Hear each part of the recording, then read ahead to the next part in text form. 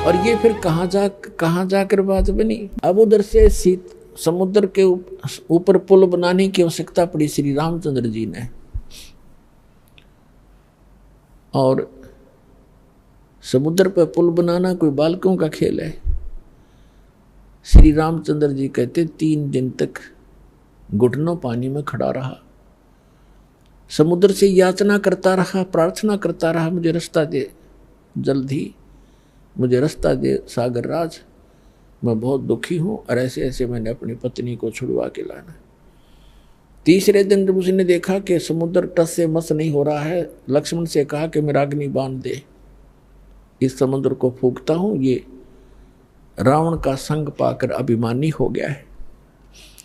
अब उसने निकाल के तीर फूकना चाह के लिए छोड़ना चाह अग्निबाण, तभी समुद्र विपर रूप बनाकर बाहर आ गया। श्री राम से कहने लगा कि भगवान ऐसा अनर्थ ना करो, यदि आपने जल को फूक दिया, मुझे फूक भी दिया, तो ये गड्ढा बन जाएगा, आप फिर भी सफल नहीं हो सकोगे इसमें से जाने के लिए, और बहुत बड़ा संसार बसा हुआ जीव जंतु, आपको पाप लगेगा।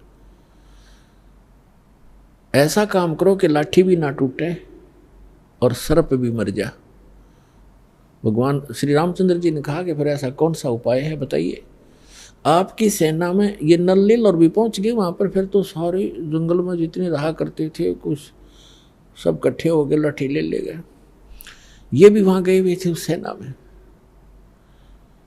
कि विपर रूपधारी समुद्र ने कहा कि आपकी सेना में नल और नील नाम के 2 ऐसे कारीगर भी हैं, वह शिल्पकार भी थे, जैसे मकान बनाने वाले।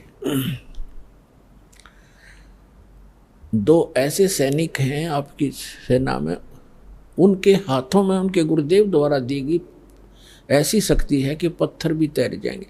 कोई वस्तु नहीं डूबती, वो पत्थर रख, कोई चीज रख दें और वो तैरती रहती है, और चाहे उसके ऊपर कितना बलशाली व्यक्ति खड़ा हो जाए वो डूबती नहीं, ताकतवर वजनदार। तो श्री राम ने कहा भी नल नील को बुलाओ। नल नील आए, उनसे कहा कि भाई एक ट्रायल दो, अपनी कोई पत्थर रख कर दिखाओ, आपके हाथों में करामात बताई है हमने, और हमें ज़रूरत है यहाँ पुल बनाने की। नल और नील दोनों अभिमान में आगे। ये महाराज जीव ने उसने सोचा कि यदि हम अपने गुरु जी को याद करेंगे, मंत्र तंत्र करेंगे, अपना मंगलाचरण, तो श्री रामचंद्र जी ने सोचेंगे ये तो कहीं भगवान की स्तुति करके इन्होंने शक्ति प्राप्त की है। यानी अभिमान आना था, ऐसे काम बिगड़ा करता है, किसी प्रकार भी हो जाए गड़बड़। उन दोनों ने उस दिन तुरंत पत्थर उठाए। अहम था उस दिन उन्होंने, वैसे तो पत्थर उठा कर रखे करते थे, कोई कुछ भी चीज रख देते। उस दिन उनके अंदर एक विशेष दोष था मन में, इसलिए फेल हो गए। पत्थर उठाए रखे, दोनों के डूब गए। अब उनको तो कॉन्फिडेंस था कि अवश्य तैरेंगे, और लाइट आ गए, फिर दूसरे भी डूब गए, फिर लाइट आ गए, वह भी डूब गए। अब श्री रामचंद्र जी कहने लगे, समुद्र की तरफ देख रहे थे, ये सोच, ये कहने, मानो ये कहना चाहते हैं कि आप झूठ बोल रहे थे। उसी से में उस विपर रूपधारी समुद्र ने कहा कि नल नील, तुमने अपना सतगुरु याद नहीं करे, उनको याद करो। तो उनका बात याद आ गई। फिर उन्होंने परमात्मा को याद किया, और वो तो आना ही था, क्योंकि श्री रामचंद्र भी दुखी, रावण का अंत आए लिया था, उसकी टिकट भी कटवानी थी। और वहां आए क्योंकि ब्रह्मा विष्णु महेश भी उसी के तो बच्चे हैं परमात्मा के। सूक्ष्म वेद में कहा कि राम कृष्ण सतगुरु सहजादे और भक्ति हेतु न हुए प्यादे। उस परमात्मा के ही बच्चे हैं, ये भी सहजादे हैं, हमसे अच्छी आत्माएं हैं ब्रह्मा विष्णु महेश। तीनों देवा कमल दल बसे, ये ब्रह्मा विष्णु महेश, और प्रथम इनकी वंदना फिर सुन सतगुरु उपदेश। तो परमात्मा अपने बच्चों के लिए के दुख को देखता है। श्री राम के दुख को देखकर वहाँ पहुँचना ही था, और नहीं आते, क्योंकि नल नील का अगर से काम बन जाता तो उन्होंने आना ही नहीं था। उन्होंने रजाइयों बख्शी थी, पर हम कर्म ही ने बिगाड़ देते अपनी सारी कहानी को। तब देखा कि सामने परमात्मा आ रहे हैं, एक मुनिंद्र ऋषि आ रहे हैं। कुदरती नजर पड़ी सैनिकों की, उन्होंने कहा कि ये ऋषि जी आ रहे हैं, कौन है? नल नील कहने लगे ये तो हमारे गुरुदेव आ गए, देखो हमारी पुकार सुन ली। और इतने में परमात्मा निकट आ गए। नल और नील ने चरणों में प्रणाम किया। श्री राम और लक्ष्मण और सभी ने हनुमान तक आके उनके चरणों में नमन किया। तब श्री रामचंद्र जी ने कहा कि ऋषिवर, आपके इन बच्चों के हाथों में आज वो शक्ति नहीं रही, मेरा दुर्भाग्य है, और मुझे आवश्यकता है कि समुद्र पर पुल बना के मैं लंका में जाऊं। रावण सीधी बातों से नहीं मान रहा, उससे युद्ध करना पड़ेगा और सीता को छुड़वाऊं। भगवान दया करो मुझ पर। जब आप अपने बच्चों को, अपने शिष्यों को शक्ति दे सकते हो, मेरे पर भी दया करो, कोई वरदान दो, मुझे भी मेरा ये कठिन कार्य सुलभ करो। तो परमात्मा ने कहा कि अब इनके हाथों में यह शक्ति रहेगी भी नहीं, क्योंकि इनके अंदर अभिमान छा गया। अब परमात्मा कहते हैं कि जैसे माता गर्भ को राखे यतन बना और ठेस लगे ते अक्षीण होए, तेरी ऐसे भक्ति जावे। जैसे किसी बहन को, बेटी को गर्भ रहा हो, अब वही जानती है उस गर्भ की कीमत को। रात्रि के समय भी, करवट लेते समय भी ये सोचती है, भगवान कहीं मेरे बच्चे के दाब ना लग जा। रात को भी ऐसे चिंता से उठकर बैठती है, कहीं करवट ना ले ली गई हो।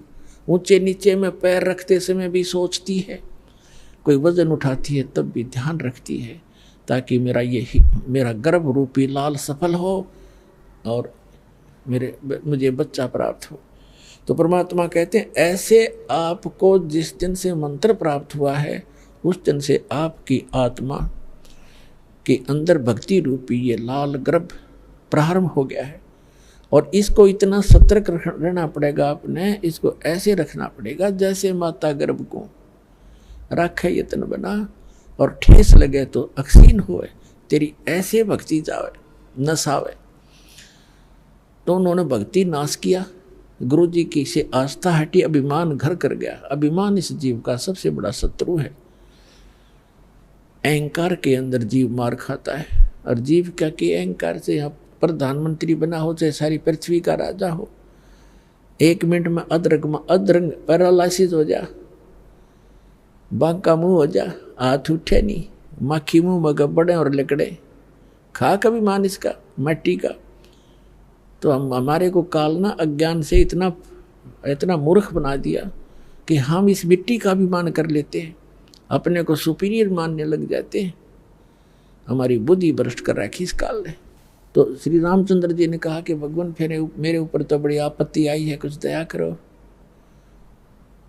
एक पुल बन जाए इस पर, समुद्र के ऊपर। तो परमेश्वर ने कहा क्या वो मेरे साथ साथ।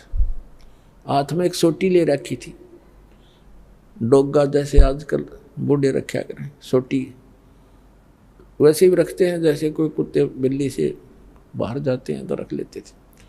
वो एक सोटी थी, डंडा था, उसके साथ ऐसे लाइन खींच दी रेखा, एक बहुत बड़े पहाड़ के चारों तरफ गए, और कहा कि इस रेखा के अंदर अंदर के पत्थर उठा लीजिए, ये सब हल्के कर दिए हैं, इससे अपना पुल बनाओ, बन जाएगा। अब वो पत्थर उठाए गए, उनकी ट्रायल ली गई, बिल्कुल आसानी से ऊपर तैर जाते हैं। अब नल नील दोनों शिल्पकार भी थे, उन्होंने उनको काट तराश के एक दूसरे में फंसा के भी ऐसे एडजस्ट कर किए उन्होंने। इतना योगदान उनका फिर भी रहा, लेकिन वो परमात्मा कबीर जी की कृपा से मुनिंद्र रूप में आए, भगवान की दया से समुद्र पर वो पुल बनाने में श्री रामचंद्र जी सफल हुए थे। जगत का पेखना पेख्या धनी का, नाम ना लेखा जगत का, पेखना पेख्या धनी का, नाम ना लेखा। उसने ऐसे कर दिया, उसने ऐसे कर दिया, जो करने वाला उसका किसी जिक्र भी नहीं हमारे हम करते। तो पुण्यात्माओं, इस प्रश्नों के उत्तर सुनकर वो भक्त इतना प्रभावित हुआ जी, बात तो आपकी सारी नई नई लगे हैं पर हृदय में जगह बनावे, और कुछ कुछ मुझे आपकी बात में दम लगा। अब पुण्यात्मा हो, प्रथम बार ये पुराना पेंट इतना जबरदस्त हो रहा है आपके हृदय में, पुराना अज्ञान। अब पुराना पेंट कहीं हो रहा हो, नए पेंट ने के जल्दी सी टेकने दे। लेकिन दास के पास वो रेगमार है, कति खुर्च दूंगा और ऐसा कर दूंगा कदे भी ना उतरा आजीवन। परमात्मा कहते नौ मन सूत उलझिया ऋषि रहे जखमार, और सतगुरु ऐसा सुलझा दे उलझन दूजी बार। इस अध्यात्म मार्ग को परमात्मा कबीर जी की दया से, गुरुदेव जी की रजा से ऐसा सुलझा दिया है, इस कलयुग में नहीं उलझ सकता। को उलझाना चाहोगा तो भी नहीं उलझेगा। ऐसा मक्खन बना के दर दिया, ताक एक मक्खन बना दिया।